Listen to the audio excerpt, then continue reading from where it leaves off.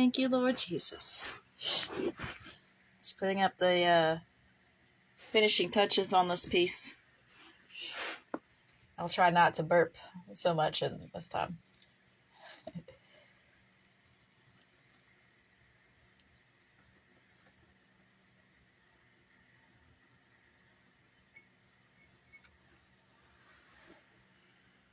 Hey, Rocky.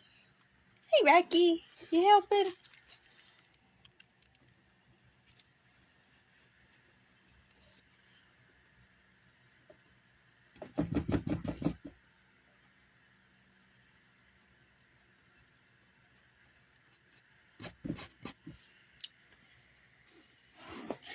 Yeah.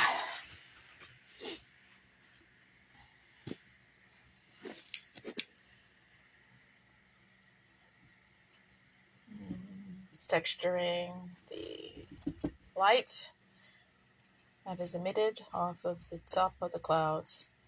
I like this part a lot. I want the atmosphere to be a character in of itself.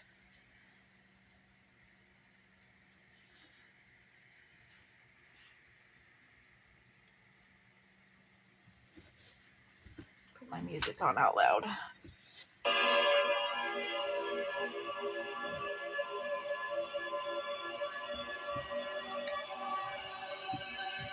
Tapping the paint helps break up the... Hey, Rocky, are you helping? Thank you. You're such a great helper. Tapping the paint helps to break up the harshness, to help add the illusion of depth to colors, like that. It's nice.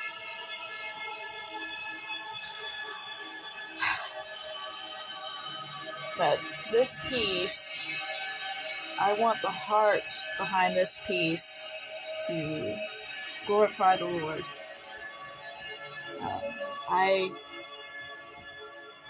passionately want to see art that requires a lot from the artist, and I want to see art that glorifies the Lord to the utmost. Thank you, Rocky. To the utmost capabilities people are able to do for him, not just me, but in general, in general sense. I want to see maximization in the art world for him, and I'm trying my best, because the struggle is, well, obviously I want my work to serve him first and foremost. The struggle is the aspect of keeping or meeting or seeing the constant window of improvement. So though this piece is close to being finished, rendered, honestly, theoretically I could continue to render it further and further and further. And that's with most pieces, that an artist at some point has to step away from that piece and be satisfied with the completion of it in that sense. But realistically, that piece can continue to be rendered. And there's a lot of times there's a lot of pieces that I go back and continue to re-render or rework it. Even if I previously liked them, I like them even more after I touch them up. And this might be the case for this piece, and if it is, that's okay. But this does have a deadline that I need it to accomplish.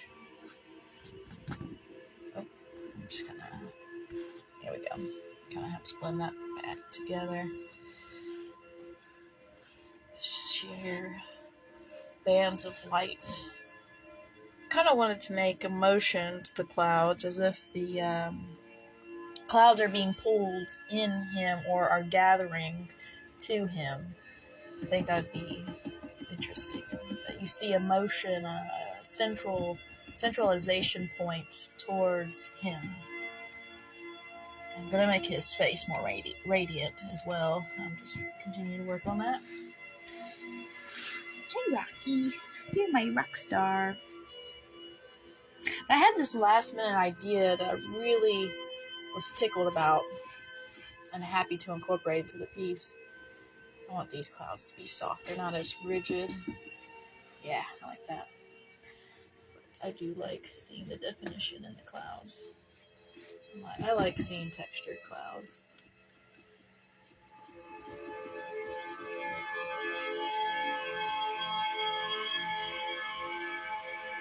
Yes. Okay, so let me try to implicitly outline this secret structure just a tad bit more.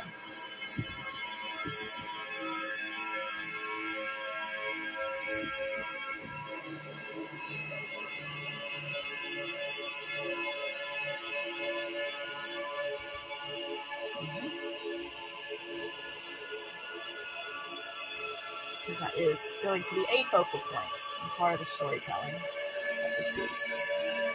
Yeah.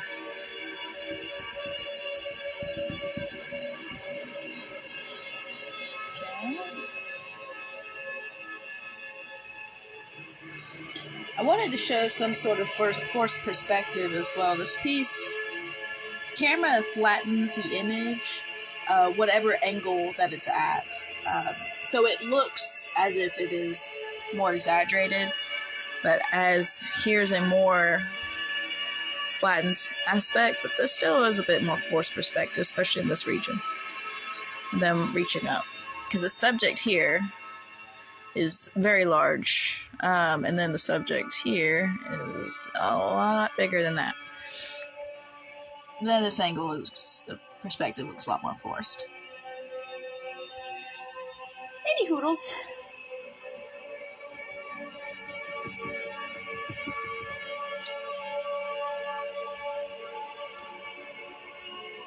Yeah, it was kind of a risky in terms. It's kind of a risky move to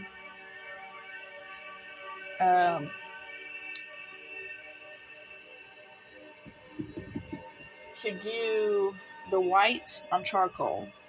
I wasn't so satisfied with the dark pigmentation the charcoal offered, but not satisfied with the light aspect, considering there's only so much of it that I could erase. And so I nervously went out on a limb and said, well, let me try with white paint. And I was very pleased with that. Ooh, liking that. Ooh, liking that even more. Continue that. There we go. Yes. So little details I like. And I'm happy because the paint can be very easily manipulated, and it can even quite be nicely blended in with the charcoal as well, as surprisingly so. So this piece is pretty much exclusively charcoal and white acrylic. There might be a little bit of graphite underneath all of this as the sketch, but other than that, it's exclusively those two mediums. And the ironic part is I hate charcoal. I hate it a lot. I appreciate the grittiness of the medium on paper, but I hate the grittiness of it in your fingers. Chalk makes me... It's just gross. I hate chalk. It makes me gag. It's disgusting. And it's similar to chalk. Ugh. I'm just thinking about the squeakiness of chalk and charcoal. It just, it made me... Let's not think about that. Let's see. Let's pay attention to this area. And I'm incorporating a lot of dry brushing because this brush in particular, where's the camera, is very broken up. It's just an old cheap brush, and the bristles are very broken up, but it gives a great texture. I love texture in art, and pictures and portraits. Oh yeah, look at that. And it gives that great capability of that, especially when it's more on the end of the dry brushing. aspect, because you can see a lot more breakage in the strokes, which is very nice. Very nice. Sorry, I'm making sound effects for the painting. Very epic, very cool. And I want to finish this today, so I'm working on this piece, and I plan to finish it today. And it would be amazing. I would love this to be my very first custom framed piece.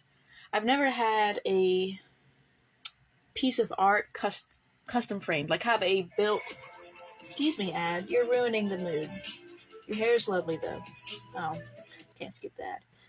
I've never had a piece custom, or a frame custom built for my art, and it would just mean a lot and just be so nice to see that happen. It doesn't need to, but I would certainly appreciate this be my first custom frame painted piece, or not painted piece, but just custom framed piece. I'm sorry if I'm being redundant.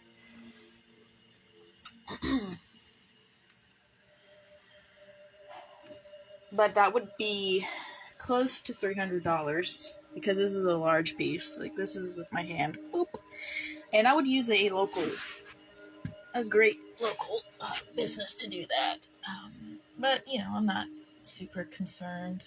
If I can do it, great. If I can't, that's okay too. I'll just have to find a place where it is protected.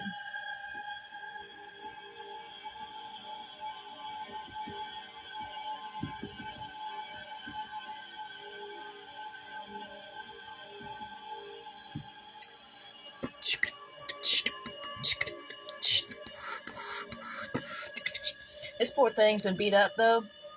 It is literally just an old piece of foam board that I had saved from school. So you see crinkles in the corners. I actually kind of like it down here. You see cracks and bends right here.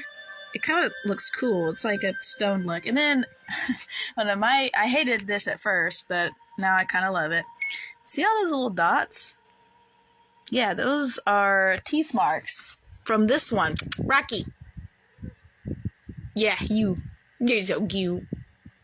Anyway, so yeah, it's kind of beaten up anyway, and some of the corners are bent up and gnarled and dented, but that's okay because art, you don't need the most expensive, exquisite materials to hopefully make something lovely.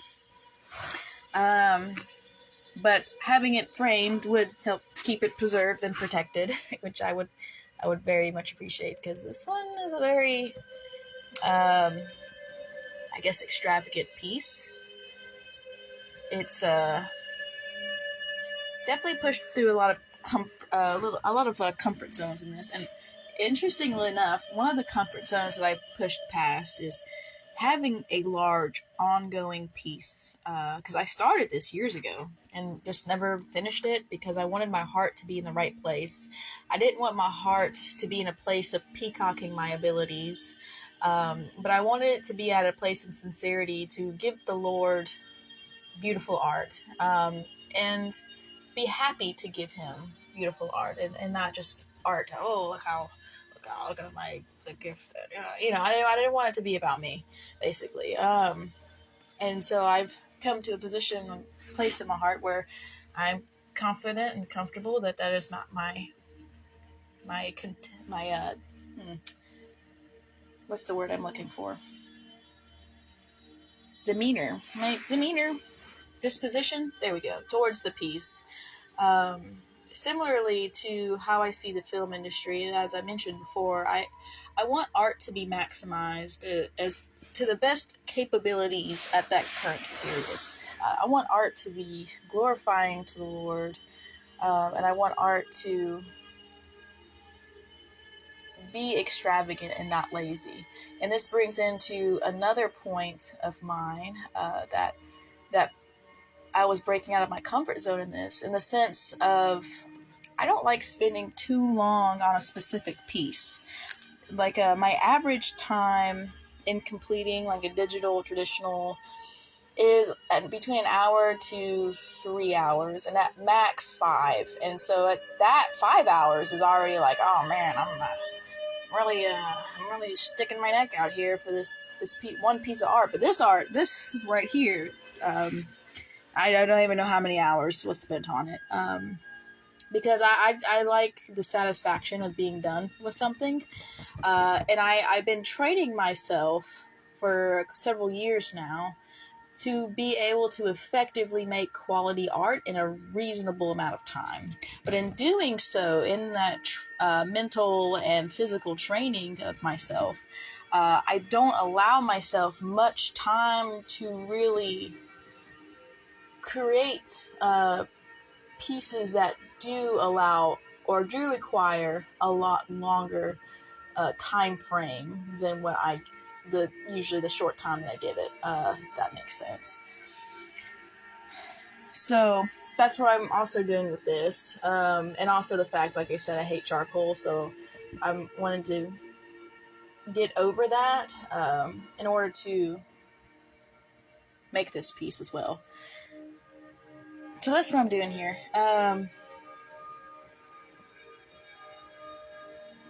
And like I said, I am just adding finishing details. I'm trying to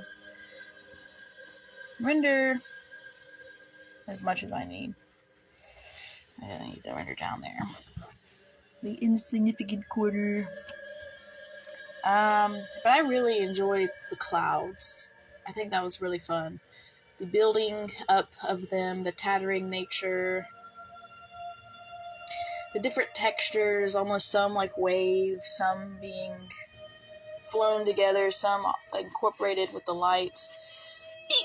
Excuse me. I think that is very fun to play. I like painting, drawing clouds. It's hard to mess up. Do you understand shading and texture? You can make a cloud. But yep. Let's see. I think I will go in with a little charcoal.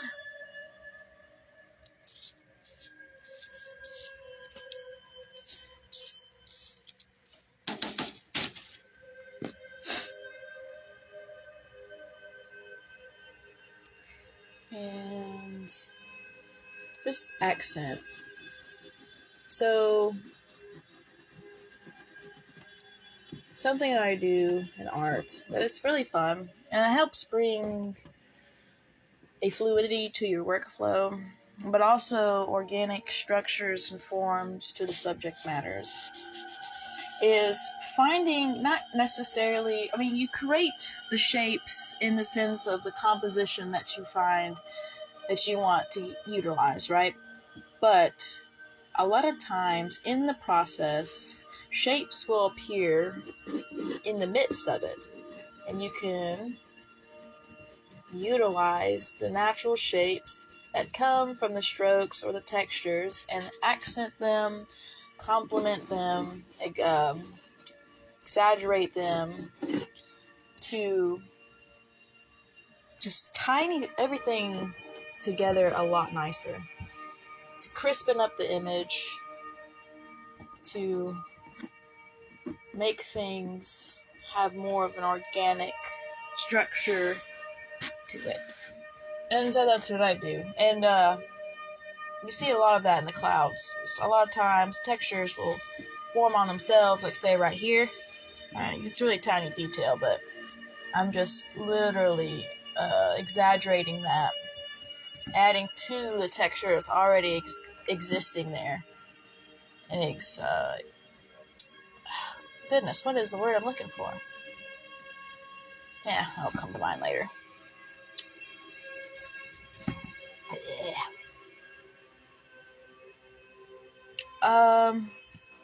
Look at this paper towel. Use it to blend it in the charcoal. I know what I'm gonna do right here.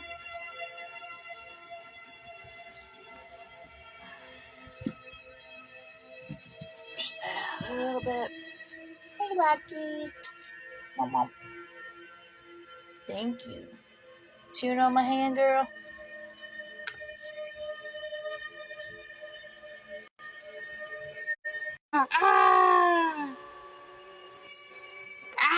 You don't gotta chew that hard, woman. Thank you, Rocky. You're so sweet. You're so gentle and kind to me. Thank you, Rockstar. Anyways, don't smell my hand.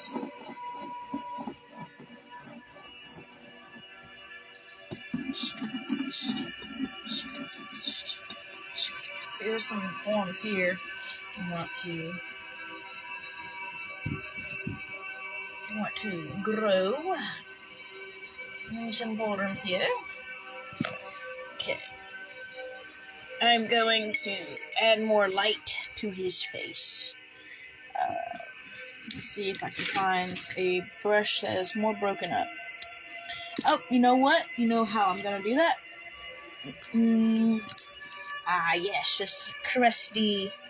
Look at that. Dip it in some water and dip it in the paint. Yeah, but I dip it in the water again. And then,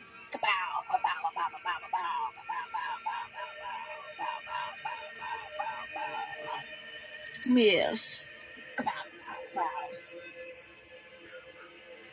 I love doing this. You don't get any thoughts, punk. My cat was eyeballing me, flicking at me. I think she wanted to attack the brush. Yeah, so, and then I'll take some of the bigger globs and poop, poop, poop, poop, poop. And it was more watered down, so it's not as effective, but you'll still see some of the flicks. Some of the paint smudging. Or I could do this too, just dab it to make it a little softer and to add a vocal effect. More light. Sparkly. Yep. And just let that dry. Let it dry. I am going to go on with this very small brush. I have these fantasy brushes. Those are very nice brushes to take care of these guys. Because these ones weren't cheap. Geez, little guy. He's so tiny. I love it. And I'm going to add light, bouncing off his cheeks. And a little on his nose. And his lips. And a little bit more on his beard.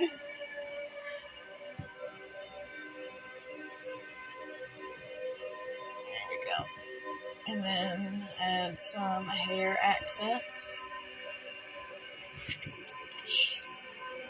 And then add some detail to some of the eye glow. Double.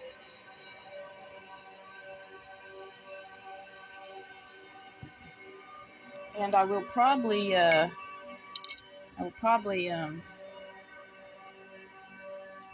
on, it's bothering me. There we go,